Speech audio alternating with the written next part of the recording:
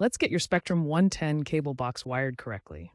First, gather your coaxial cable, RG6 is best, an HDMI cable, and the power cord. Place the box near your TV and the cable outlet, ensuring it has good ventilation. Connect one end of the coaxial cable to the wall outlet and the other to the cable in port on the back of the box.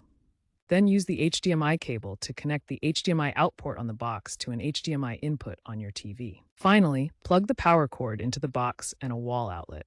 For older TVs without HDMI, use component cables for video and audio. Tighten all connections to avoid signal loss and pixelation. Signal strength should be at least -10 dBm for optimal performance. Now that your box is wired, it's time to activate it. Turn on your TV and select the correct HDMI input. The cable box should display a setup screen. Follow the on-screen prompts to scan for channels. You'll need your Spectrum account number or receiver ID, which is found on the box's label. Go to spectrum.com/activate or use the Spectrum app to complete the activation. Enter the receiver ID and your account details. Activation usually takes just 1 to 2 minutes, after which your channels will unlock. Run a channel scan to verify access. If you see a no signal message, double-check your wiring or contact Spectrum support for assistance. Remember, activation links the box to your subscription, enabling features like on-demand.